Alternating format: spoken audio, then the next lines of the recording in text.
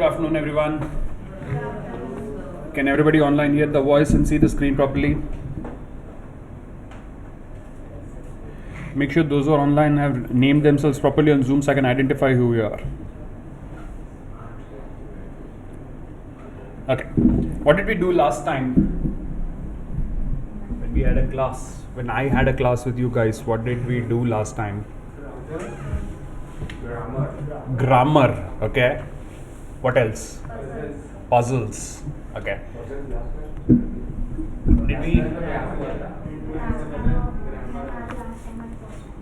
Did we have a look at verbal reasoning? An introduction to verbal reasoning? No, absolutely not.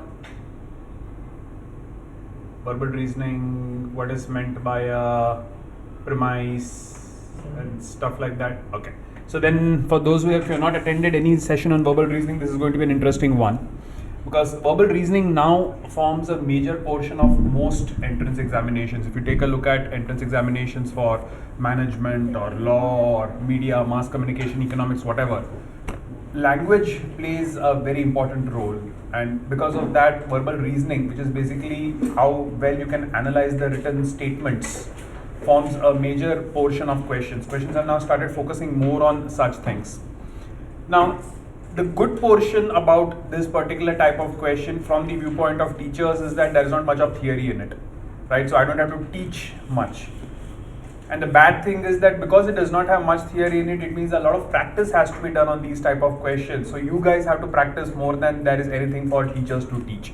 But of course, there are some basic things that we will be taking a look at in the future sessions. Today, I'm just going to give you basic examples to give you a feel of what exactly verbal reasoning is and how to go about it, and to show how easy it can be if you are conversant with basic English as a language. So, before we start with the examples of verbal reasoning, a very simple question that I want to ask. Have you done reading comprehension at school level? You understand what is reading comprehension, right? Typically, you are given an unseen passage, and then there are a few questions based on that, and you just pick up a sentence from the passage and you write it down, and that's the answer. So, verbal reasoning or critical reasoning, the way it is defined in exams, you can think of them as mini reading comprehension passages where you might be given 3 or 4 sentences, and you could be asked a single question based on those sentences, right? So all you have to do is answer that question based on the passage which is given. So the general technique which I normally recommend for students to follow whenever you are solving questions of either verbal reasoning or even reading comprehension is first read the question. Because if you read the paragraph first, you have no idea what you're supposed to do with it. But if you read the question first, you get a sense of what exactly you're looking for in the passage. So read the question first, then read the lines, the passage which is given. And then when you're trying to answer the question, because all the exams are in multiple choice question format, make sure you have read all the options which are given to you as answers before you select the right one. This is not like GK current affairs where only one answer can be correct and the others will automatically be wrong, or like maths where there's only one right answer and all the others are wrong. For questions which are based on language like verbal reasoning or anything in English, you could have multiple answers which are correct, but in most examinations you are not allowed to mark more than one answer. So either you will have to select which is the best answer for the question, or in some cases if none of the options are actually good, then which is the least bad answer, you'll have to go with that.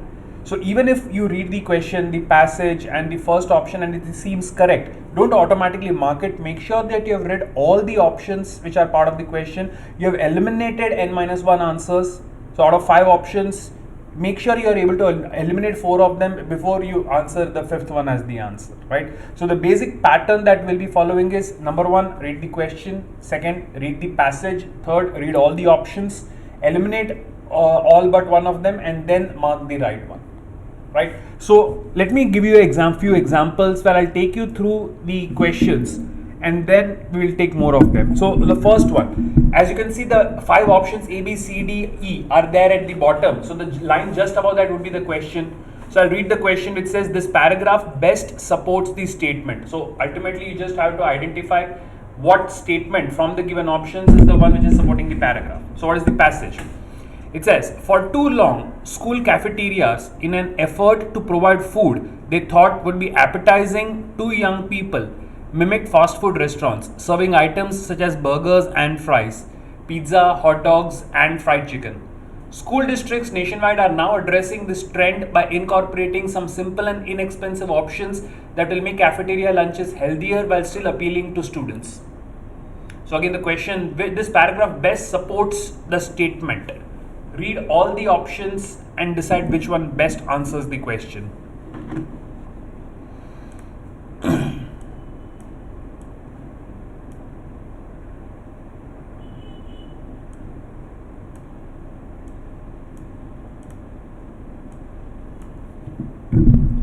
Those who are online can write the question number and the answer letter. So if you think A is the answer, then 1A or 1B. D. Whichever you think is the answer, you can put that. For D. D for Delhi. Delhi.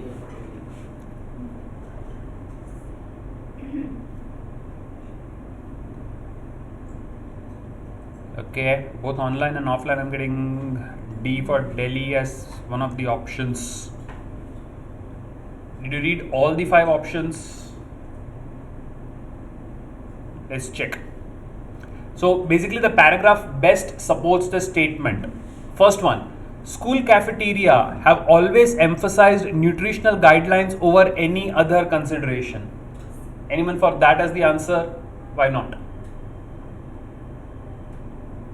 Because it is written always emphasized.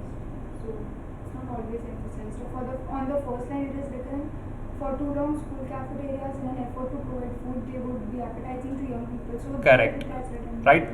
First option says they've always emphasized nutritional guidelines over any other consideration, whereas the first line itself says that they have tried to provide food that they thought would be appetizing to young children. So 1 gets eliminated, so A not my answer.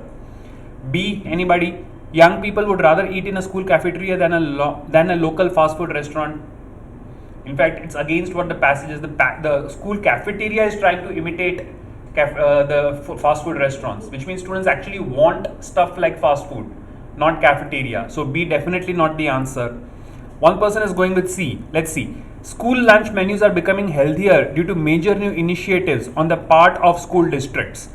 Would you say that C could be supported by the passage that school lunch menus are becoming healthier due to major new initiatives on the part of school districts?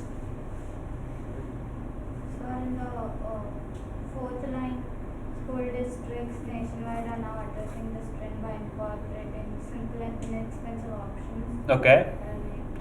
So then would you say that C is the answer? Somewhat. So we are not eliminating C outright. Then let's take a look at the other option. A and B is eliminated, C maybe is not. So then let's go with D. It is possible to make school lunches both healthier and appealing without spending a great deal of money and undertaking a radical transformation. Is D answering the question? Does the paragraph best support this statement? D. Yes. Then you have got both C and D as possible answers. But D would be because in C it is not mentioned that how come it is how come the cost control has been done. Right. It's not. If you take a look at the passage, what are the main issues? One, young people want fast food type things. Second, school districts want options which are both simple and inexpensive.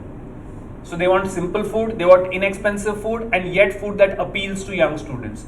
Between C and D, C says it takes care of health, right? That it is being healthier. But D, it says it is possible to make it healthier, appealing, and without spending a great deal of money. So D is addressing more issues raised in the passage than C does. So between C and D, D is a better option. So C gets eliminated. And then what about E? Vegetarian lunch options would greatly improve the nutritional value of the school lunch program. The passage does not address whether vegetarian options are the one which are required. So E is eliminated. So A, B and E are eliminated outright, and C is not as good as option D. So in this case, I would go with the fourth option, D, as the answer to my question. Online Dhruvan, did you get it? Why D is a better option than C?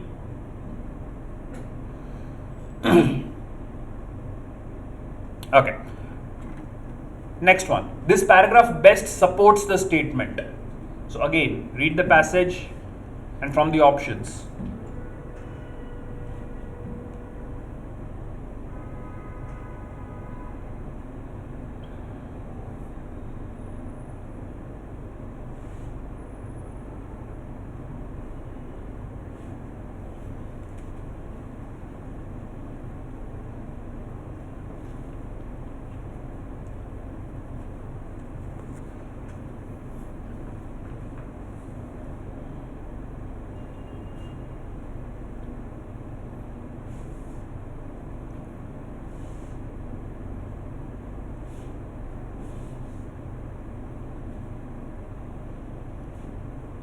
Which one? Alan, give me the question number along with your answer option so I know which one you're responding to.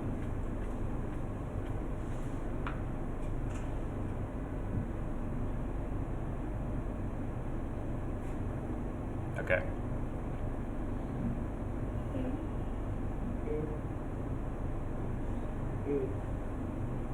Let's see. This paragraph best supports the statement. Okay. Forest fires feed on decades-long accumulation of debris and leap from the top of young trees into the branches of mature trees. Fires that jump from treetop to treetop can be devastating. In old-growth forests, however, the shade of mature trees keeps the thickets of small trees from sprouting, and the lower branches of mature trees are too high to catch the flames. First of all, did you understand everything in the passage? Anything which you did not understand, make it a point to ask. The passage is pretty clear. What does it say? It's talking about forest fires, right? How the fires jump from young trees to old mature trees. So C. Let's take a look at it. The paragraph best supports the statement. Many of you said the first one, option A, right? A says forest fire damage is reduced in old growth forests. How many of you support A as the answer and why? A, why? Because they not in old growth forest, the shade of mature trees to thickets of small trees from sprouting on the lower branches of mature trees are too high to transport them. If you take a look at the passage in its entirety, right, then it says the last line, in old growth forest, the shade of mature trees keeps thicket of small trees from sprouting. Because of the shade, the new trees are at a lower level and the old trees are very high. So the fire cannot jump. So technically speaking, the last line does say that if it is an old growth forest, then forest fire damage may not be as much. So A could be my answer. But let's see. Small trees should be cut down to prevent forest fires. The passage only talks about old trees, mature trees, new trees, but it does not talk anywhere about cutting down anything. So B, maybe not. Now some of you went with C. Mature trees should be thinned out to prevent forest fires. You go with C. Couple of people online also supported C. Why C?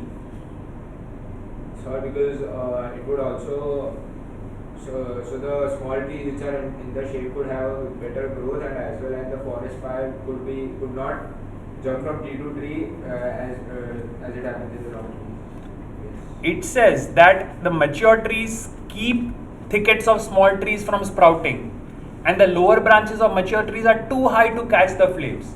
That means they are so high that the flames cannot be caught by mature trees. If it is a mature tree, the fire is not going to jump up. So you are saying that fire not spreading is a bad thing? You want the fire to spread? So why C? In C, it recommends that mature trees should be thinned out to prevent forest fire. But it says that it is actually because of the existence of mature trees that fire does not spread. So isn't it against what the passage is actually suggesting? The passage says that mature trees are the reason why fire does not easily spread. So then C cannot be my answer. C goes against what the passage is. D, forest fires do the most damage in old growth forest. Again, against what the passage says, in old growth forest fires are not as damaging. And last, old growth forests have a larger accumulation of forest debris, but that is not the entire point of the passage. So the best thing which the passage supports is definitely that forest fire damage is reduced in old growth forests, because mature trees prevent newer trees from growing, and they're very far off from the newer trees, so the fire cannot jump. So it's actually good to have mature trees if you don't like forest fires. So A is the best option. Kirtan online, here also those who said C. Now do you get it? Why A is the best possible answer in this case? Chalo then. Moving on. Next one. The paragraph best supports the statement that doctors what?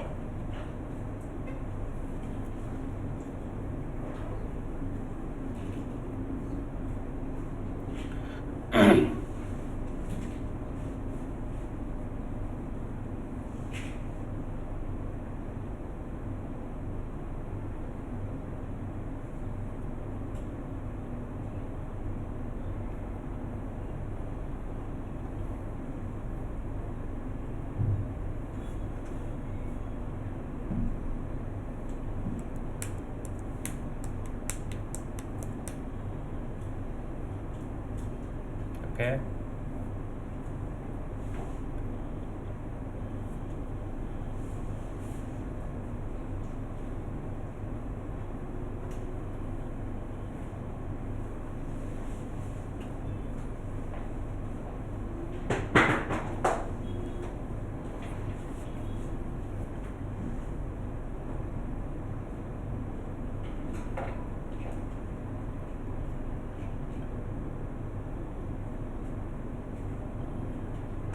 Yes. D for Delhi. Any other option? Let's see. This paragraph best supports the statement that doctors what? Okay. During the last 6 years, the numbers of practicing physicians has increased by about 20%. During the same time period, the number of healthcare managers has increased by more than 600%. These percentages mean that many doctors have lost the authority to make their own schedules, determine the fees that they charge, and decide on prescribed treatments. Right? It says the number of doctors has gone up by about 20%, but managers have increased by 600%. And that the doctors have lost authority to do a lot of things which they maybe were doing on their own before. So the paragraph best supports what? First, doctors resent the interference of healthcare managers. What do you mean by resent? To resent something? To not like something, to hate something. So does it tell you anything about the emotional status or the feelings of doctors, whether they like it or hate it? Nothing like that. So A, resent the interference of healthcare managers, eliminated. B, no longer have adequate training. Nothing in the passage supports about their training levels. Third, care a great deal about their patients. No information about that. Fourth, are less independent than they used to be. The last line which says that now they cannot determine their own schedules or fees or things does show that they don't have as much independence as before. So D could be the answer. Last one, are making a lot less money than they used to make. Nothing related to finances. So outright A, B, C and E get eliminated, leaving the only possible answer is D. Easy one. Everybody hopefully got this one, correct? Okay. Radhika, 3 is A, D. Do you understand why A cannot be my answer? Only D makes sense. Okay. Next one.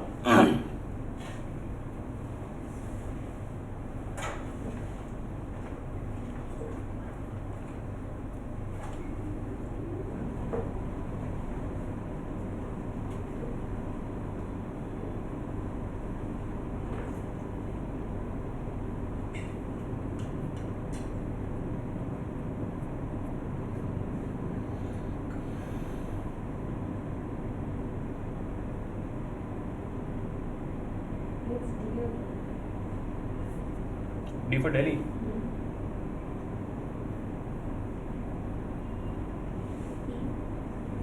E for elephant.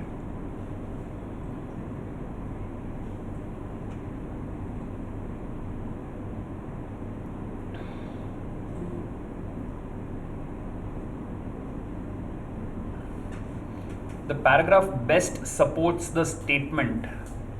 What is the para? By the time they reach adulthood, most people can perform many different activities involving motor skills. Motor skills involve such diverse tasks as riding a bicycle, threading a needle, and cooking a dinner. What all these activities have in common is their dependence on precision and timing of muscular movement. This paragraph best supports the statement.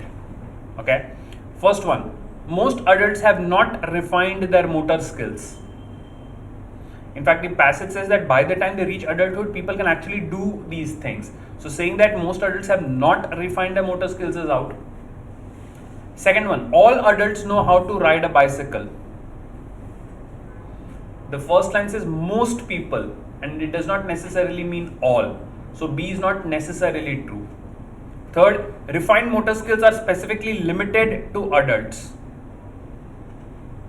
The passage says that by the time they reach adulthood, most people can do it, but that does not mean they cannot do it as children. So saying that they're specifically limited to adults is not necessarily derived from the passage. So then C gets eliminated. D, children perform fewer fine motor activities in a day than adults do. Now many of you went with D as the option. Why? Wait, but like once I think about it more, like they don't say anything about children, so E seems better. No, but those who went with D, or those are still supporting D, the fourth one, why do you think D is the answer? That children perform fewer finer motor activities in a day than adults do?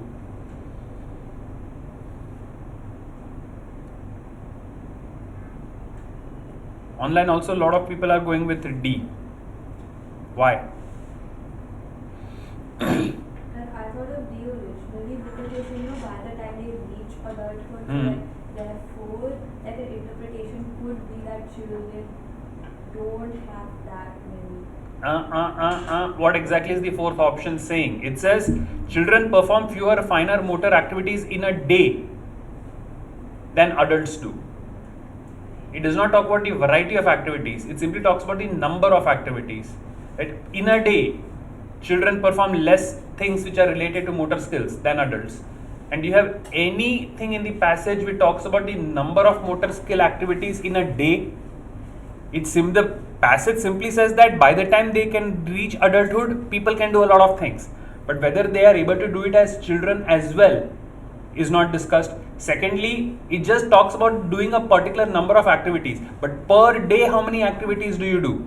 The entire passage is silent about that. So fourth one, that children perform fewer fine motor activities in a day than adults, is not supported by any part of the passage. So D is also not necessarily a good option. Then the last one, threading a needle is a precise motor skill. But it's already done. It is the only part which is reasonably supported by the passage. I would not say it is a great conclusion of the entire passage, but options A, B, C or D are eliminated outright. So the only option from the 5 which can reasonably be supported is the fifth one, that threading a needle is a precise motor skill. So it's not the best option, but the other ones are not even remotely good. So it's the least bad option they could have gone with. So E, that threading a needle is a precise motor skill, is the only thing which can be reasonably concluded from the passage. Yes, everybody online as well. It's neither C nor D. A and B is eliminated, but it's not C or D as well.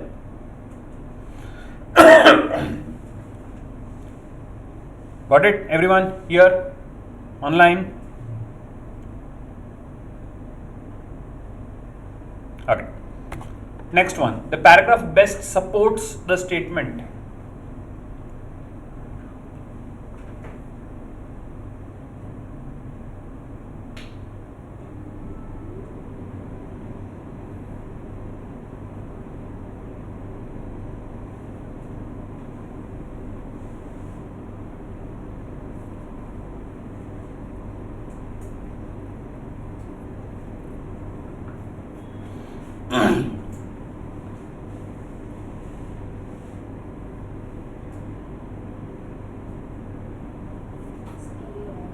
Which one?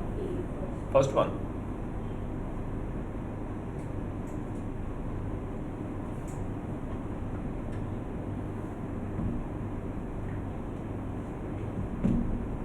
Check all the options.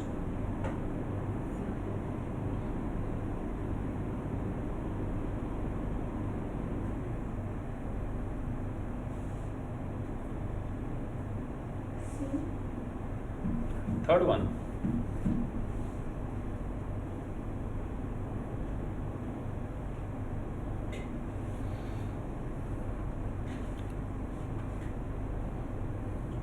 Okay. The paragraph best supports the statement. Okay. Most reality TV centers on two common motivators, fame and money. The show transformed waitresses, hairdressers, investment bankers, counselors, and teachers, to name a few, from obscure figures to household names. A lucky few successfully parlay their 15 minutes of fame into celebrity. The luckiest stars of reality TV also reap huge financial rewards for acts including eating large insects, marrying someone they barely know, and revealing their innermost thoughts to millions of people. Okay, so this paragraph best supports the statement. A lot of people online and here as well. First one, the stars of reality TV are interested in being rich and famous. Go with that option. She says no to that. You said no or yes. Yes. Anyone saying A may not be the answer. Okay, somebody is supporting something other than A online. Okay. But isn't it true that stars of reality TV are interested in being rich and famous, or at least that's what the passage in general is saying? So A is not outright eliminated. Second option, reality TV is the best thing that has happened to network television in a long time. They're just describing reality TV, but nothing about whether it is good or bad. So B, no way is the answer. C, for reality TV stars, fame will last only as long as their particular television show. In fact, one of the lines it says the luckiest stars on reality TV reap huge financial rewards for acts. Before that, a lucky few successfully parlay their 15 minutes of fame into celebrity, which means even after the show is over, they're able to convert it into celebrity or whatever. So the point is, C is not necessarily the answer. D, traditional dramas and sitcoms are being replaced by reality TV programming at an alarming rate. No mention of the other type of programs anywhere, or whether reality TV is replacing them. So D, nowhere. And last, reality TV shows represent a new wave of sensationalistic, low quality programming. Sensationalistic, maybe. By describing things like eating large insects, they may be talking about sensationalism. But where does it mention anything about the quality of the programming? Nowhere in the entire passage do we get to know what is the quality of the show. So low quality programming is not really supported by the passage. So then in that case, the only option that can reasonably be gone with is the first one, that the stars of reality TV are interested in being rich and famous. Do you get that, Vansh? E is not necessarily supported because we don't have anything to support the low quality programming part. So everybody here as well, A, right? Okay, next one. The paragraph best supports the statement.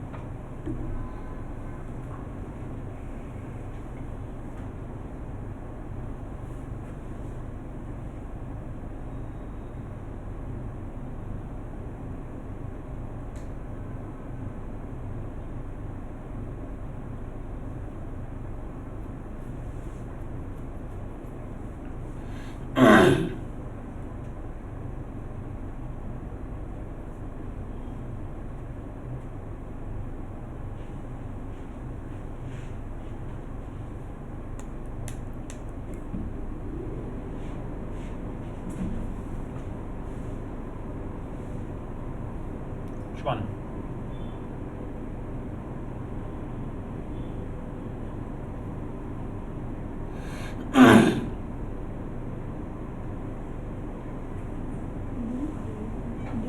D for Delhi. E for elephant.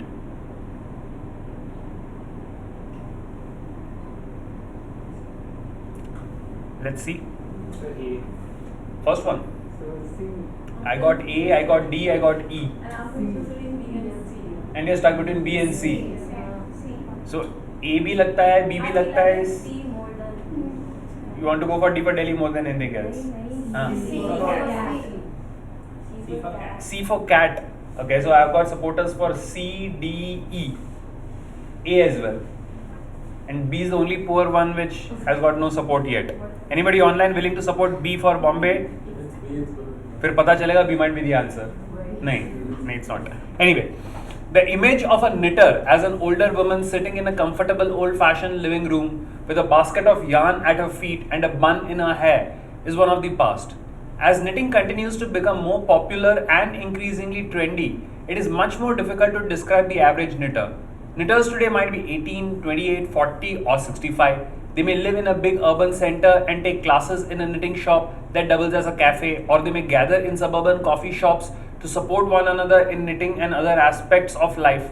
They could be college roommates knitting in their dorm room, or two senior citizens knitting in a church hall.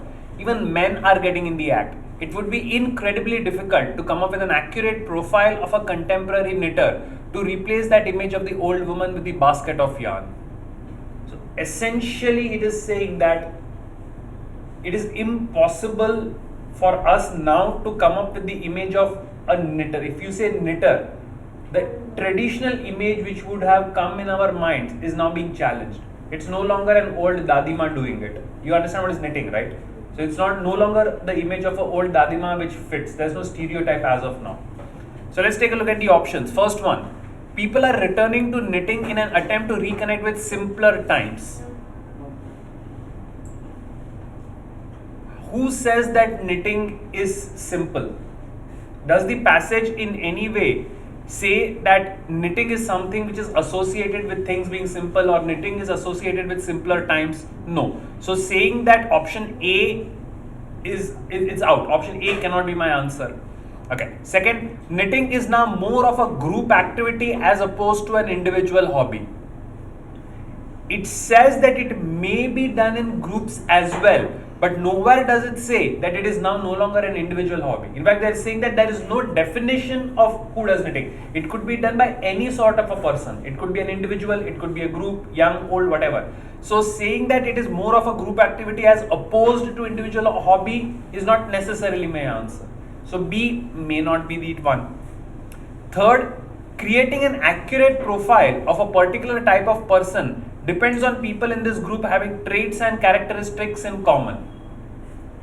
Now, it may look like something very unconnected to the passage, but isn't the passage more or less saying that it is not possible for us to make a profile of a knitter because we can't find common characteristics and traits? Which means, in a way, if I want a profile, I need to have traits which are common. More or less, isn't C the entire thing which the passage is trying to explain with an example? Maybe yes, right? So C, I'm not eliminating outright, but let's take a look at the next couple of options. Today's knitters are much less accomplished than knitters of the past. Who says today's knitters are not good enough, that the knitters of the past were better? Nothing about skill of older generation versus the current one. So D is out. And finally, young people are turning to knitting in record numbers. Young people are turning to knitting, yes, but are they doing so in record numbers? There's no mention of anything, whether the number of young people taking up the activity is in record numbers or large number or whatever. So E is not substantially satisfied, it's not supported by the passage. So then the only possible option which actually is well supported in the passage is the third one, about creating profiles of a group. It demands that people have same characteristics and traits. So the general Gyan type option is the correct one in this case. None of the others are substantially supported. Got this one? Everyone, online as well. Got it? Yes. If you're having trouble with any word or any line, please make it a point to ask and understand it, right? Because these things are not just a test of your critical thinking or verbal thinking skills, but also vocabulary. So even individual words you don't understand, make sure you ask what it means. Okay, moving on. Next one.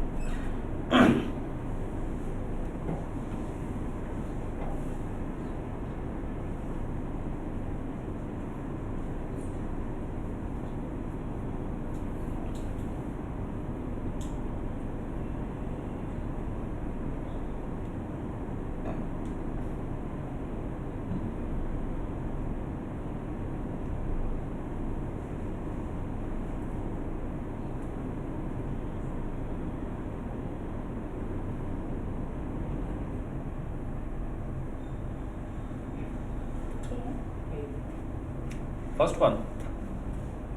Sorry, B. Second one. B. Everybody is shifting. बाकी के 3 options भी देख ही लो एक बार. No, the A and B are. B. But nowhere there is comparison between Earth and Mars. Sir, There is. ना तू जो भी बोल रही है पूरा क्लास फॉलो कर रहा है, उसको आंख बंद करके लग रहा है. Thinking of to trap the sun's heat, But that is A. हाँ, sure. वहाँ पे सब ये बोलेंगे तेरे पीछे. You heard of the story of Pied Piper of Hamelin?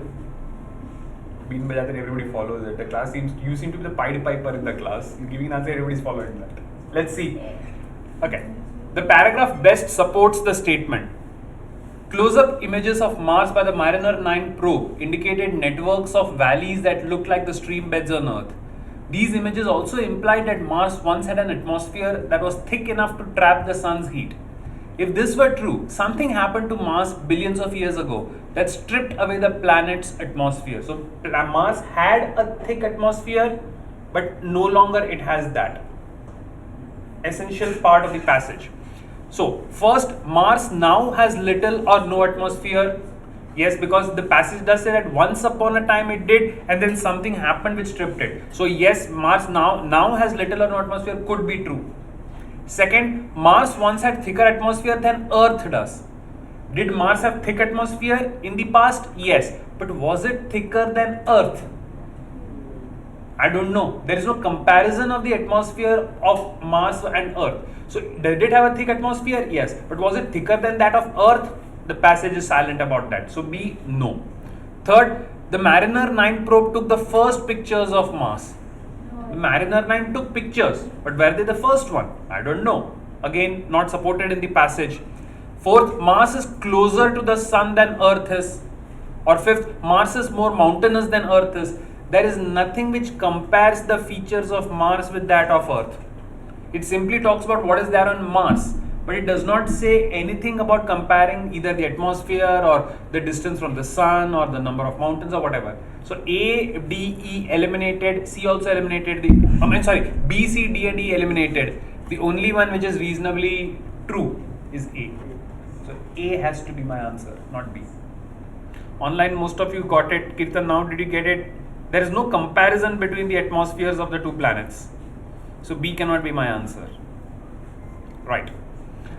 Next.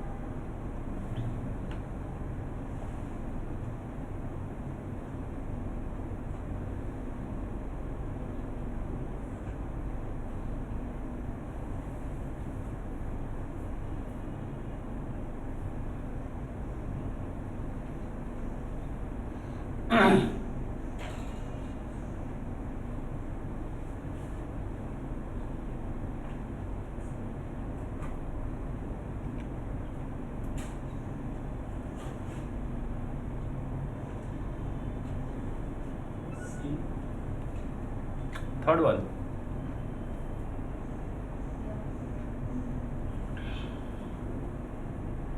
B. B for Mars. Second one. Yeah.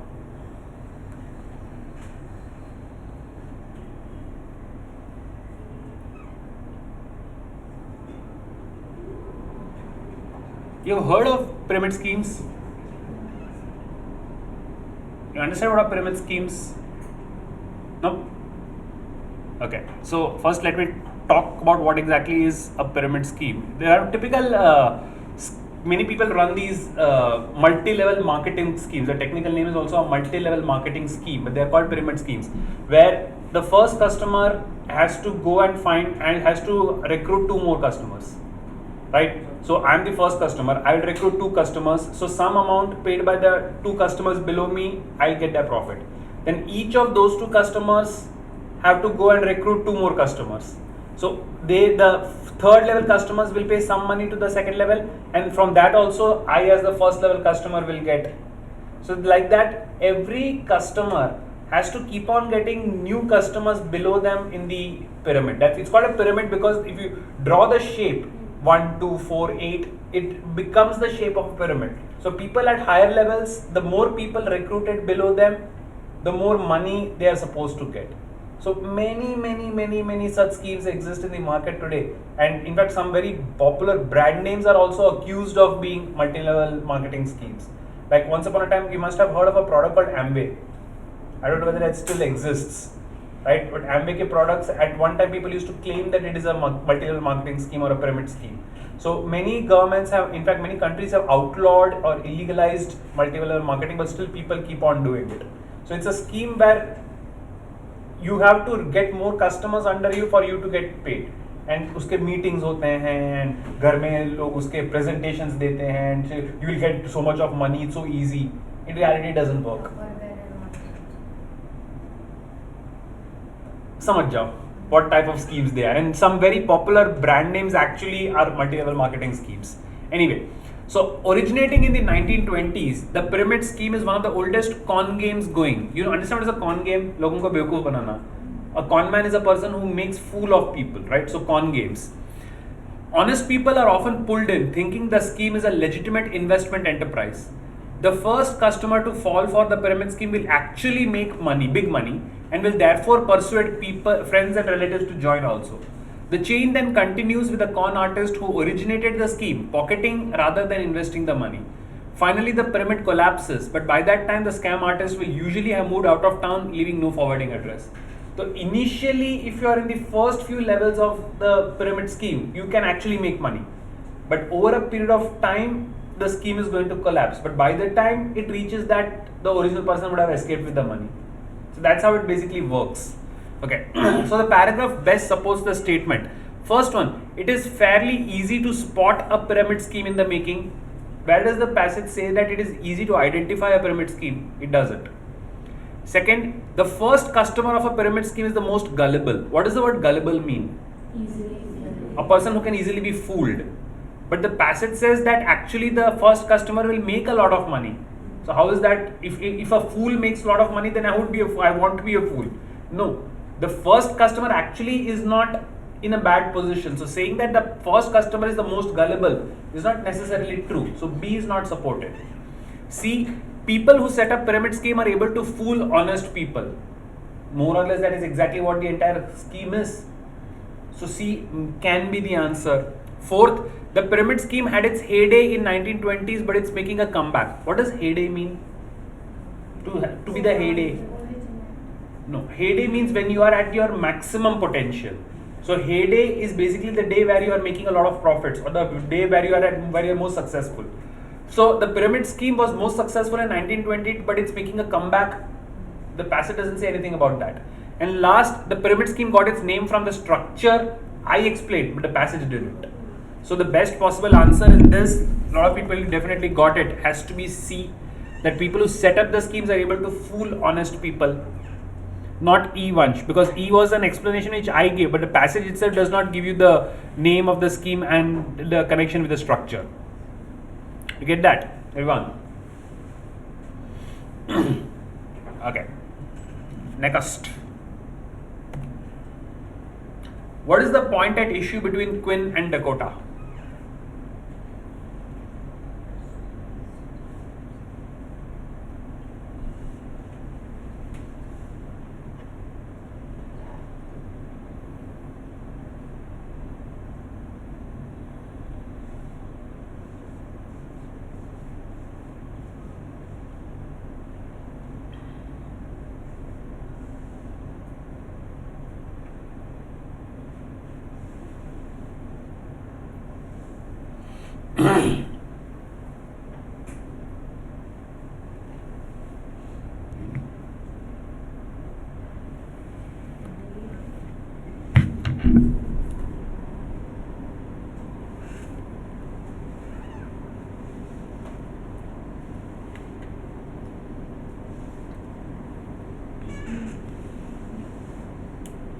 D.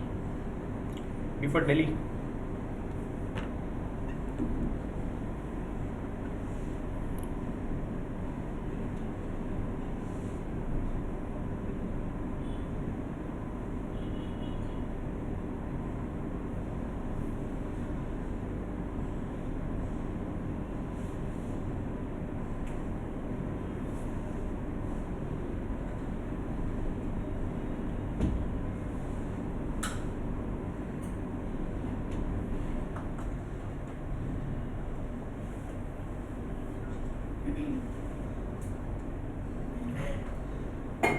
Which one? A, first one. Nice. C, third one. Got A, C, D, three different options. Okay, what is the point at issue between Quinn and Dakota? Quinn says, our state is considering raising the age at which a person can get a driver's license to 18. This is unfair because the age has been 16 for many years and 16-year-olds today are no less responsible than their parents and grandparents were at 16. Many young people today who are 14 and 15 years old are preparing to receive their licenses by driving with a learner's permit and a licensed driver, usually one of their parents. It would not be fair to suddenly say that they have to wait 2 more years. To which Dakota says, it is true that people have been allowed to receive a driver's license at 16 for generations. However, in recent years, the increase in traffic means drivers face more dangers than ever and must be ready to respond to a variety of situations. The fact that schools can no longer afford to teach driver education results in too many young drivers who are not prepared to face the traffic conditions of today. Quinn's issue is that by changing the age limit from 16 to 18, you are being unfair. To which Dakota says, I understand, but the problem is that they are not receiving proper training, because of which they are not able to face the traffic conditions of today. So the main point of contention between the two, A, whether 16-year-olds should be required to take driver's education before being issued a license. They are not debating whether they should take a test or not. Both of them agree, they are only talking about the age at which the test is to be taken. So A, definitely not the answer.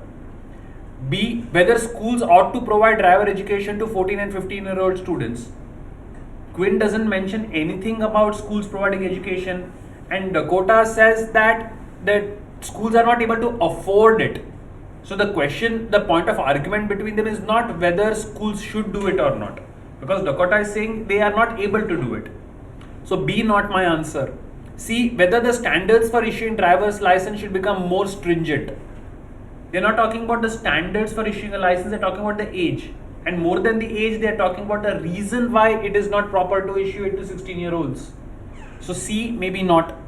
D, whether 16-year-olds are prepared to drive in today's traffic conditions. That's exactly what the argument is as given by Dakota. That today, because of traffic conditions, 16-year-olds are actually not prepared to drive. That's why the age limit should be raised to 18. So D could be the answer. And last, whether parents are able to do a good job teaching their children to drive. They are mentioning that parents teach, but whether they're doing a good job or not is not the point between them. So essentially the point of argument between the two is that should the age limit be shifted from 16 to 18, to which the argument given by Dakota is because of current traffic conditions, it is necessary to do so. None of the other arguments are actually can be considered as the main point of argument between them. So best option in this case has to be D. Kirtan, did you get this? Why not A? Why D is the best point of, what is the actual point of argument between the two? Everyone here as well? Any other option that you thought you want to go with? No. D makes sense now? Sure. Next one then. Same passage.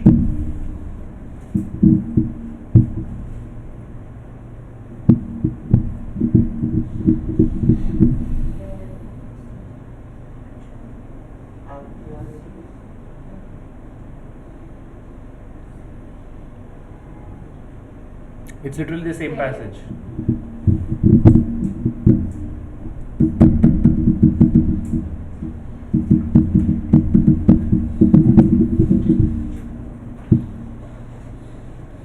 On what does Quinn rely in making the argument? Quinn is the first paragraph. last line Right. is fair. It's not fair to. He says currently the children are as good as the parents, and they have been actually practicing for 2 years, and suddenly you say that now instead of 16 you have to wait till 18. He says that's not fair.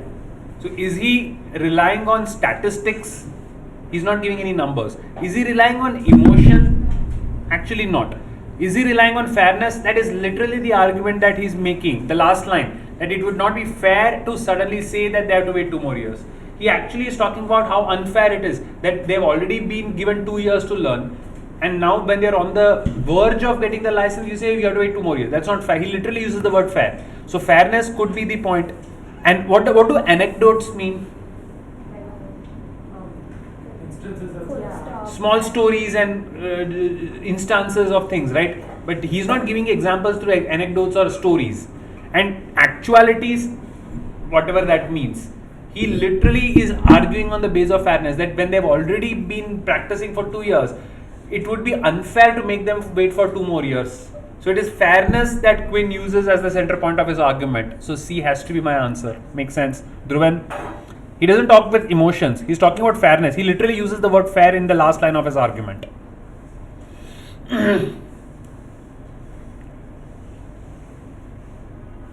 Next. Yep.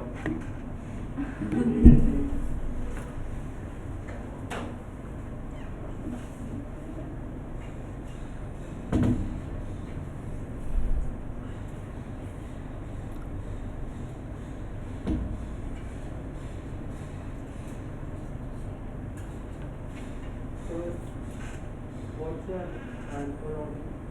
An anthology is literally a collection of the works of somebody. So an anthology of poems, an anthology of short stories. So collection of literary work is an anthology.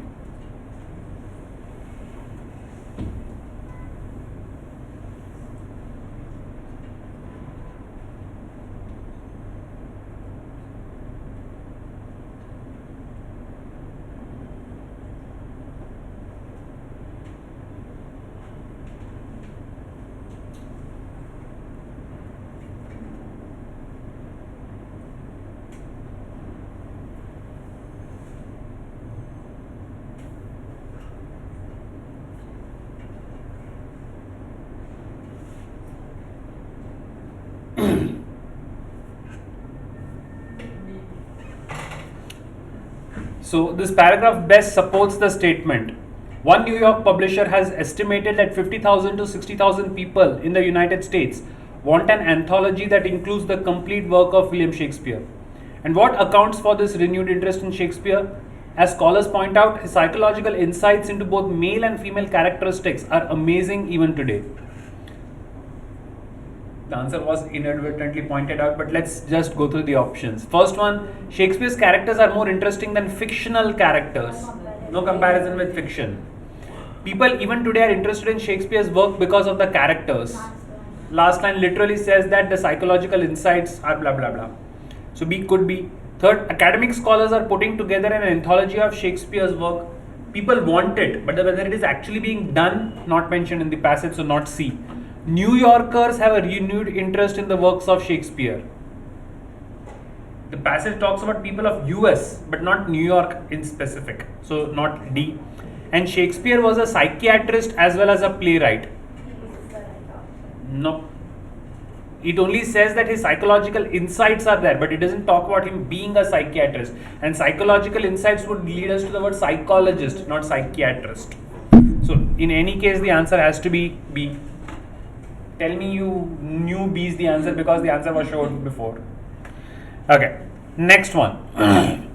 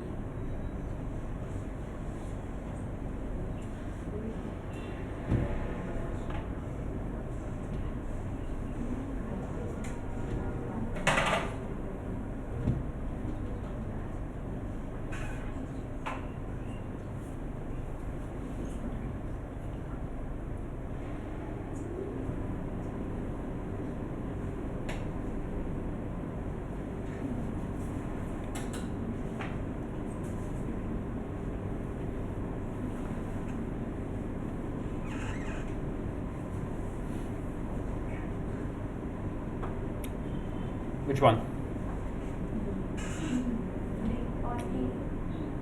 D or E? A. Let's see. The paragraph best supports the statement. Okay. One of the warmest winters on record has put consumers in the mood to spend money. Spending is likely to be the strongest in 13 years.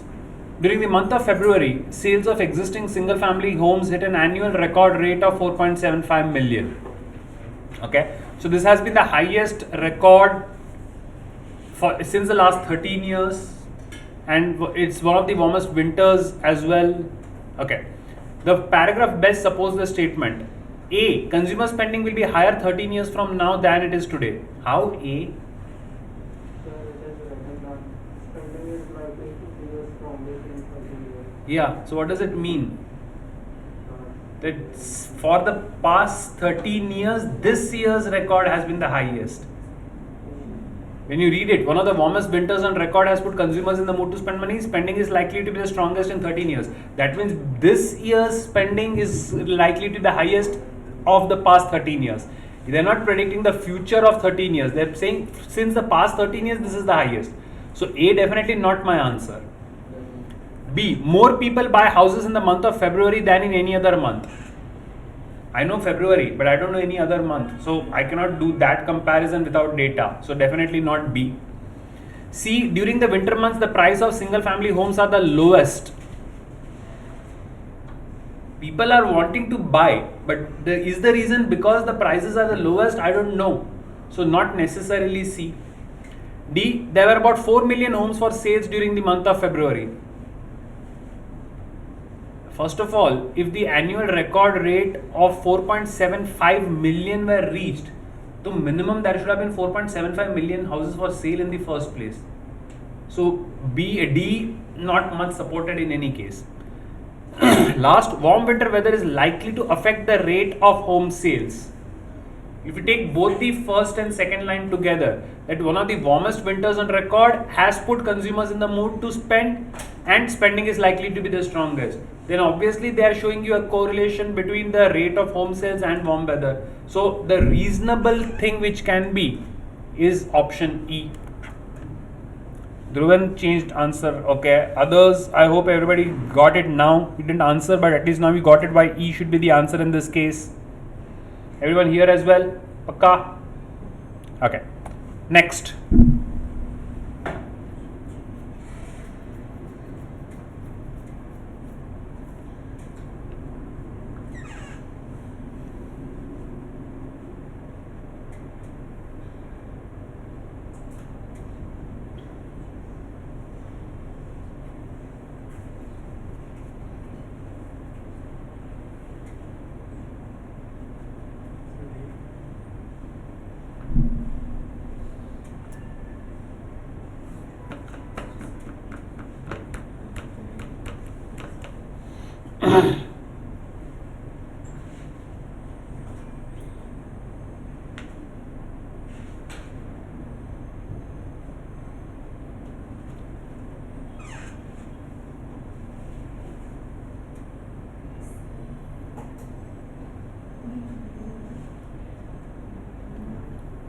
The paragraph best supports the statement that Generation Xers do what?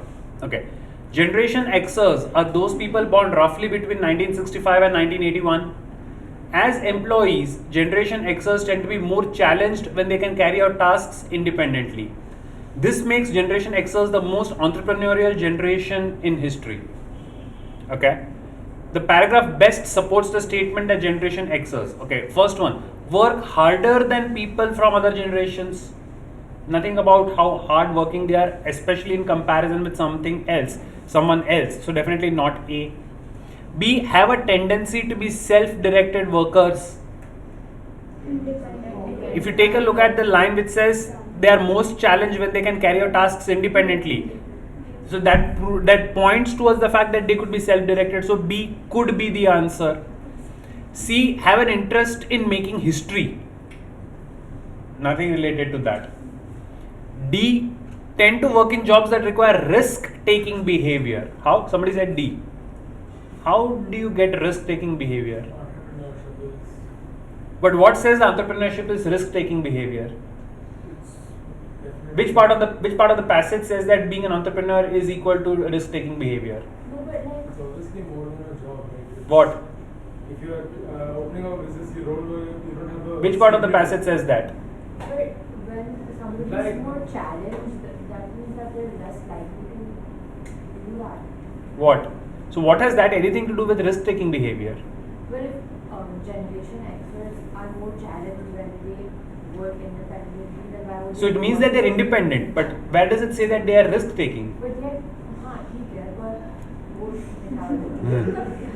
So then which option are you supporting? No, I'm saying that even if it's B, Huh?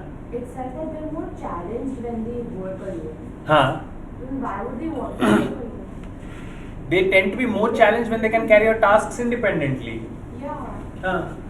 So, what is the connotation of challenge? They are more challenged. They are more motivated to do things. Okay, then I think that because otherwise challenge could also mean that it's more difficult for them. No, to be challenged for something is they feel more challenged. That means they feel more motivated to do something when they can do things independently. People always want a challenge is the general assumption being made. So the expression that people are more challenged when they can do it means they are better motivated to do something when that is the reason. That is generally how the word challenge is used and especially to be taken in this context. Now, saying that entrepreneurship is risk taking is not supported by the passage, but the passage clearly says that they are better, they want to work independently. So being self-directed workers is more supported by the passage than saying they tend to work in jobs that require risk-taking behavior. And saying that they work in jobs that require risk-taking behavior again goes against saying that they are entrepreneurs. Saying they are entrepreneurs and saying they work in jobs with risk-taking behavior, two completely separate things, not supported. And last one, like to challenge their boss's work attitude, absolutely not supported. So the best possible option in this case has to be the second one. They have a tendency to be self-directed workers. With me on this? Pakka? Online as well? B is the best possible answer in this case. Couple of you got it. Others who did not now, I hope you have got the explanation on why B is the only option which is worth marking from the given ones. Okay, try the next one.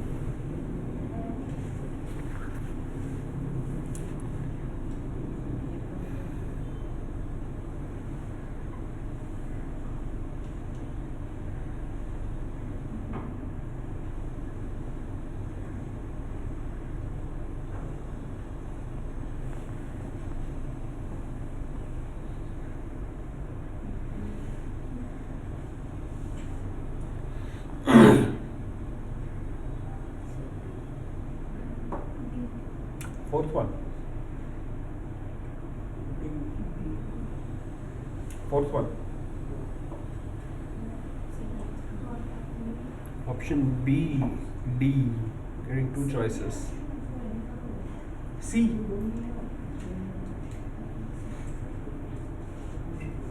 You're going with what? I think it's for them. Which one? E for them. D for Delhi. She seems confused. Which option? I think Which one? Are you for or against? B.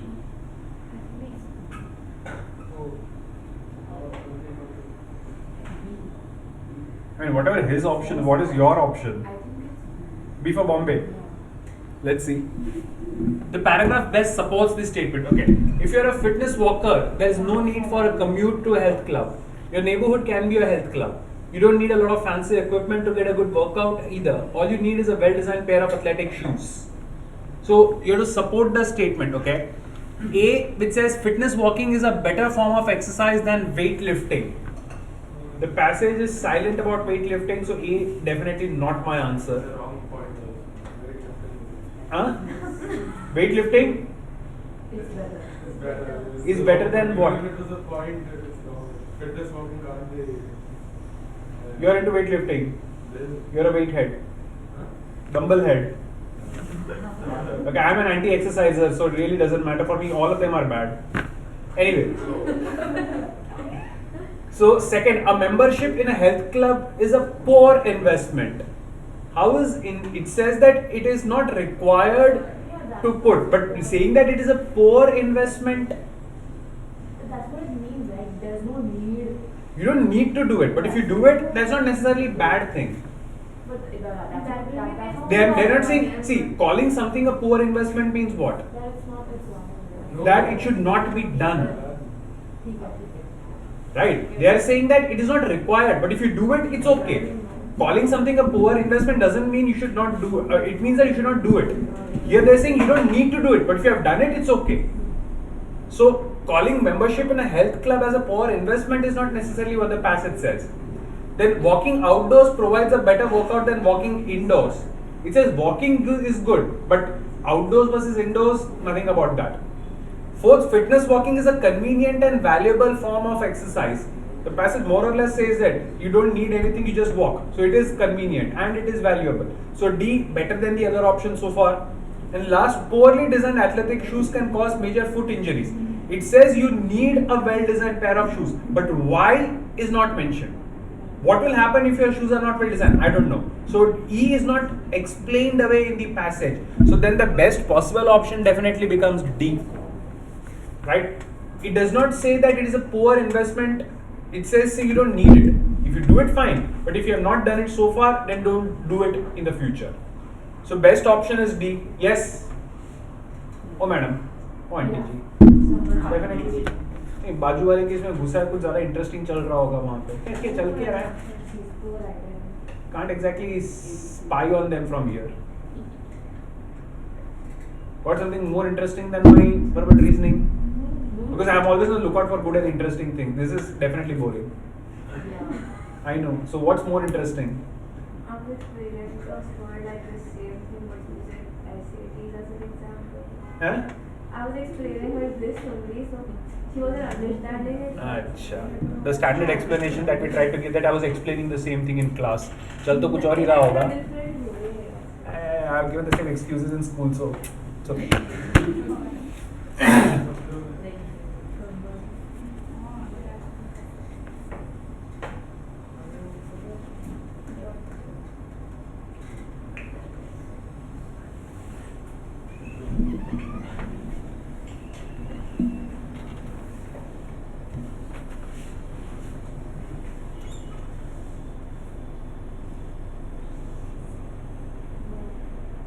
I think it's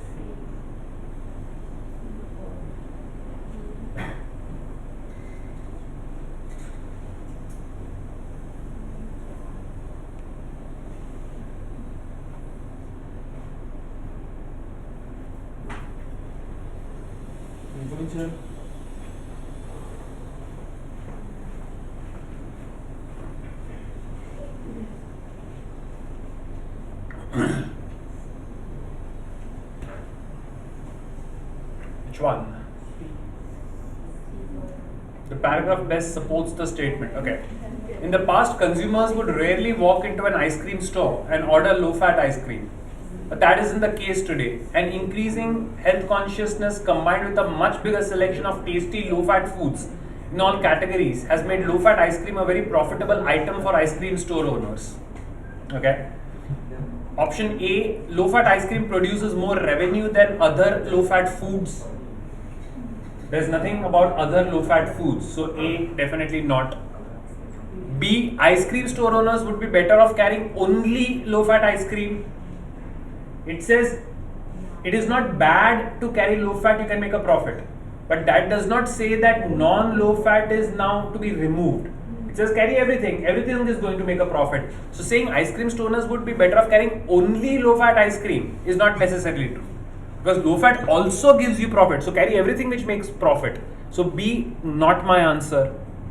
C, ice cream store owners no longer think that low fat ice cream is an unpopular item. Yes, it says in the past nobody would actually walk into the store and order one. But today, because people are health conscious, it is now becoming a profitable item. That means it is no longer considered unpopular. C could be the answer. D, low fat ice cream is more popular than other kind of ice creams. It says low fat is popular, but better than the others, I don't know. And consumers are fickle and it is impossible to please them. What does the word fickle mean? Someone who changes their mind very easily. One who changes their mind very easily, unsteady mind, right? So nothing about what is there in the mind of the consumers and what is required to please them. So even that is out. So the only possible option to be selected in this case is definitely C. Yes? You need to put away the mobile phones. Seriously, you don't need a mobile phone in the class. नहीं, पीछे वाले को देखने का नहीं, अपना mobile phone जो खड़ा है यहाँ पे वही ये मस्त होता है, पता है मोबाइल फोन में खेल रहे होंगे somebody punch it, अच्छा पीछे वाले को बोल रहे हो हाँ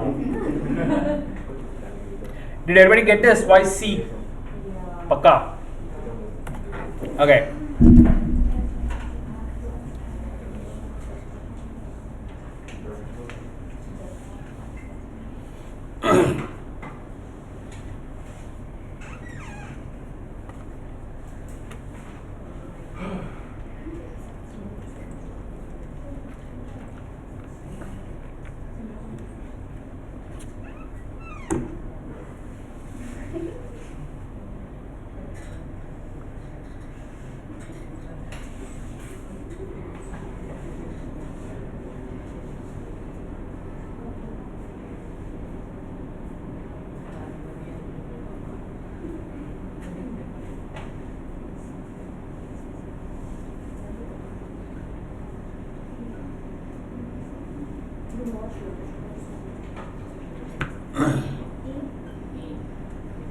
Last one.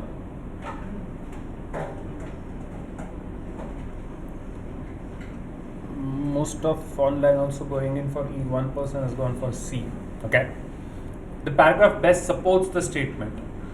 Today's high school students spend too much time thinking about trivial and distracting matters such as fashion. Additionally, they often dress inappropriately on school grounds. Rather than spending time writing another detailed dress policy, we should make school uniforms mandatory. If schools were required to wear uniforms, if students were required to wear uniforms, it would increase a sense of community and harmony in our schools, and it would instill a sense of discipline in our students. Another positive effect would be that teachers and administrators would no longer have to act as clothing police, freeing them up to focus on more important issues. Okay. The paragraph best supports the statement. Okay. 1. Inappropriate clothing leads to failing grades. It talks about lack of discipline, but doesn't necessarily talk about grades failing or otherwise. So A, not a great option. B, students who wear school uniforms get into better colleges. It says school uniforms will lead to discipline, but whether it will translate into better college, no, doesn't say anything. Teachers and administrators spend at least 25% of the time enforcing the dress code. They spend a lot of time, but how much? The passage is silent on that. Students are not interested in being part of a community. It's not about it. So last, school uniform should be compulsory for high school students. Essentially, that is what the entire passage is advocating. So the best possible option in this case is the last one. School uniforms should be compulsory for high school students is the statement best supported by the paragraph. Once got this one, why not C and why E? Right. Next.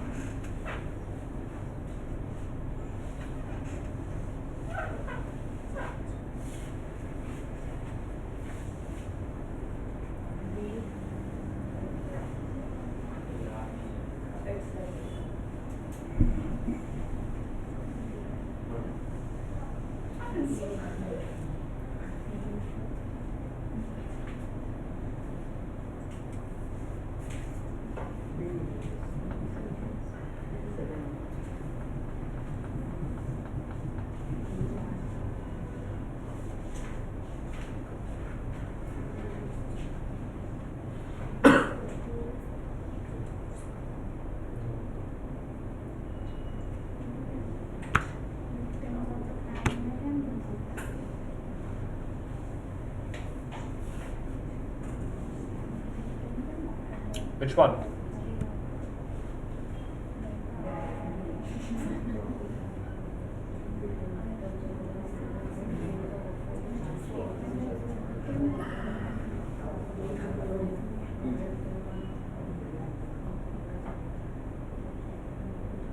Which one? Online, same answer by everyone. Okay.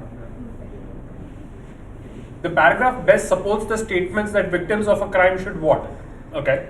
The criminal justice system needs to change. The system could be more just if it allowed victims the opportunity to confront the person who has harmed them. Also, mediation between victims and the offenders would give the offenders a chance to apologize for the harm they have done. So the paragraph best supports the statement that victims of a crime should what? Okay, 1. Learn to forgive their offenders. Passage is nothing about forgiveness. Have the right to confront their offenders. In fact, the line clearly says that 1, they should have the opportunity to confront. So second one is supported in some way. 3rd, learn the art of mediation. Somebody else is going to mediate, but the victims themselves don't have to learn the art of mediation. So C is out. Insist that the offenders be punished. No, they should have the right to confront and the offenders should have the chance to apologize. But the victims don't have to insist that the offenders are punished. So D is out. And have the right to impose a sentence on their offenders. No, nobody is talking about victims being the ones who are imposing the sentence. So best one clearly just B. Victims should have the right to confront their offenders. More or less everybody got this one. Next.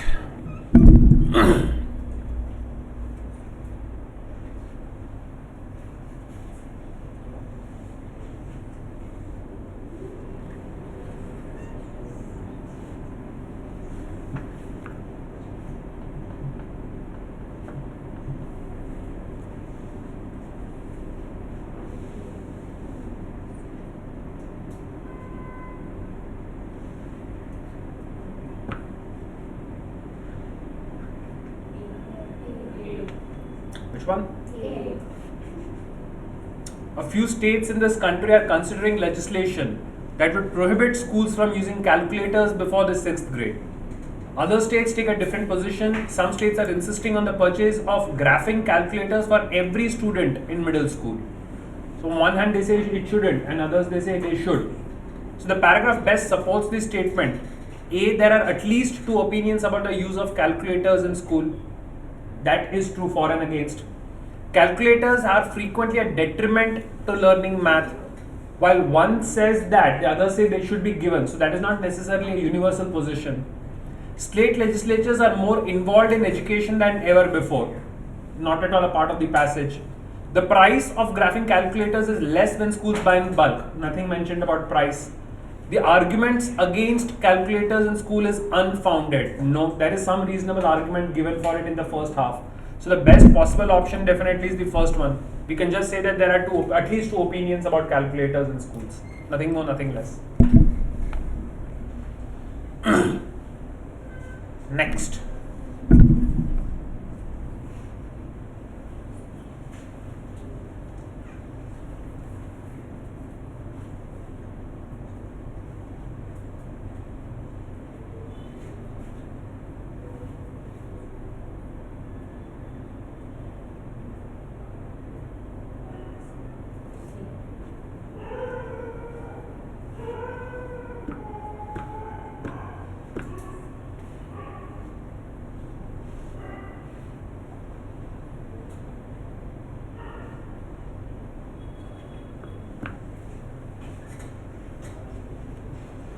Which one?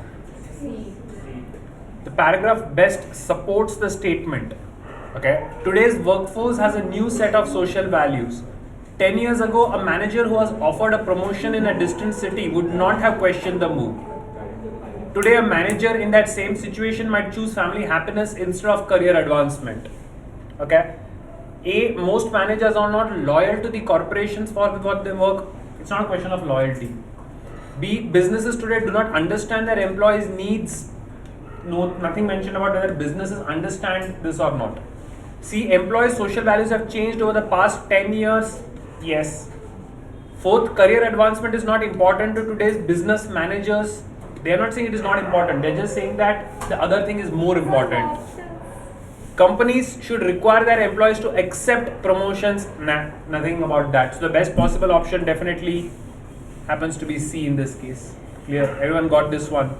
Dhruvan, it's C. We won't say career advancement is not important. It's less important, but not important. So D cannot be the answer in this one. There's a difference being something being not important and something being less important than the other. Okay, next.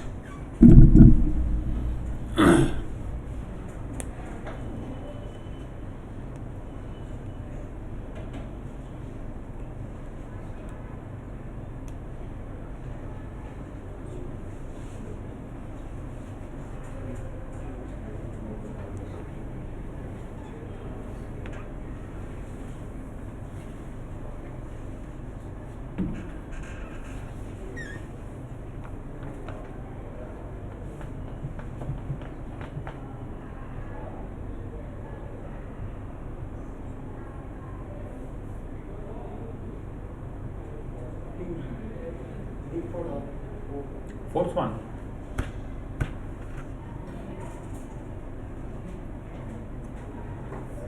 It is well known that the world urgently needs adequate distribution of food so that everyone gets enough. Adequate distribution of medicine is just as urgent. Medical expertise and medical supplies need to be redistributed throughout the world so that people in emerging nations will have proper medical care. So the paragraph best supports the statement. Okay. First one, majority of the people in the world have never been seen by a doctor. It's a question of distribution of supplies, nothing about being checked by a doctor or anything. So not A. Second, food production in emerging nations has slowed during the past several years. No, it only says that distribution of food and medicine needs to be better, but nothing about production. C, most of the world's doctors are selfish about giving time and money to the poor. No. Fourth, medical supply industry should step up production of its products. The passage is about distribution and not production. Production is there, but it is not being reached. It's not reaching the right place. So it's not a question of increasing the production. It's a question of distributing whatever is being produced. So not D. So final, many people who live in emerging nations are not receiving proper medical care. That is the most reasonable one. It's not a question of not having enough. It's about the right thing reaching the right place on time. So in this case, best possible option E. It's about receiving the care, not about producing it in the first place. Online others also got it as well, I hope. 20th E.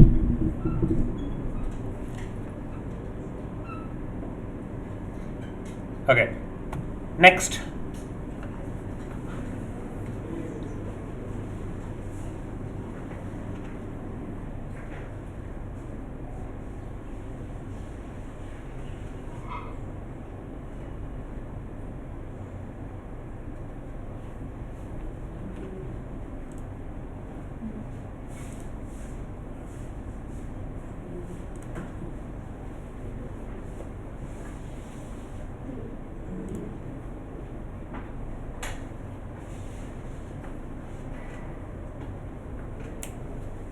Test.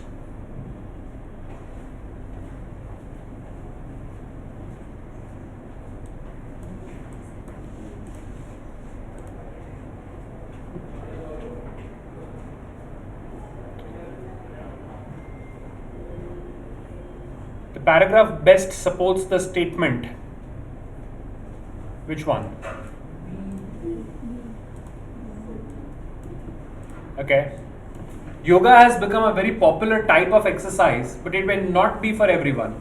Before you sign yourself up for a yoga class, you need to examine what it is you want from your fitness routine.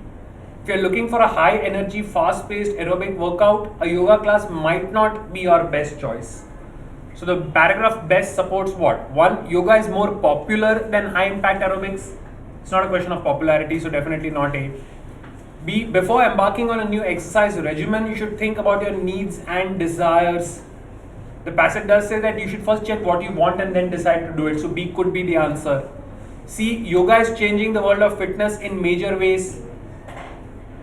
Definitely not better than B. Yoga benefits body and mind. Nothing about mind.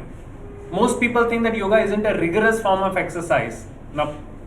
So the best option in this case is definitely B. Online also everybody got this one. Right? B. Let's take one last example. The paragraph best supports the statement.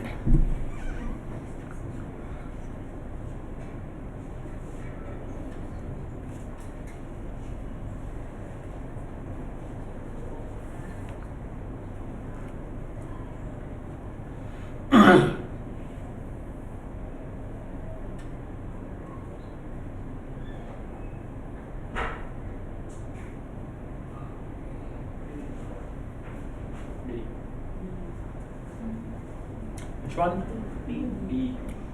D for Delhi. Fourth one. Human technology developed from the first stone tools about 2.5 million years ago. At the beginning, the rate of development was slow. Hundreds of thousands of years passed without much change. Today, new technologies are reported daily on television and in newspapers. So the paragraph best supports statement. Okay. A, stone tools were not really technology. It says the age was slow, but it doesn't say it wasn't technology at all. So not A. Stone tools were in use for 2.5 million years ago. They started 2.5 million years ago, but they were constantly in use for 2.5 million. It's not supported by the passage. There is no way to know where stone tools first came into use. It literally says 2.5 million years ago. In today's world, new technologies are constantly being developed. Quite possible because the last line does say that new technologies are reported daily. None of the latest technology is as significant as the development of stone tools. Nothing about significance of anything. So obviously best option in this case is D. So got a fair idea of what is meant by verbal reasoning, critical reasoning, and how to go about. Most of them are easy, but then you can come across larger passages, so you have to work out all the options. So make it a point to read all the options carefully, and most of the time verbal reasoning passages are easy to solve. Right? Online as well. So let's quickly take a break, 5 minutes before we rejoin same session for the next half.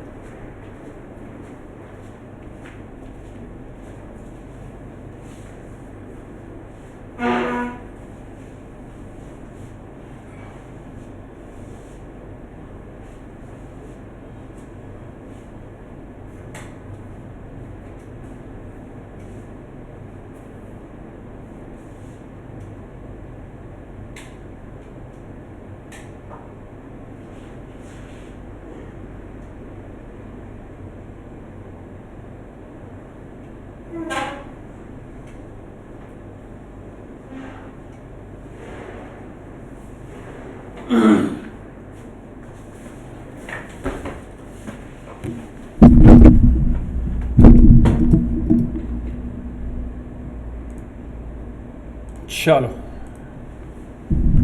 I'm back. Most Janta is not back, but I said 5 minutes, it's over 5 minutes. Right. Idioms and phrases. Last time when we saw English, we saw some basics of grammar, right? Now, when we talk about language, obviously we're talking about grammar when we're talking about vocabulary. And vocabulary or words can be in various forms. Switch it off. Okay. Feeling cold. Switching off AC is my favorite thing. It saves a lot of money. Then after a few minutes, everybody's going to shut. Because you guys produce so much of carbon dioxide, greenhouse gas effects. Okay. So idioms and phrases. Definitely, I've studied idioms and phrases at school. What are they?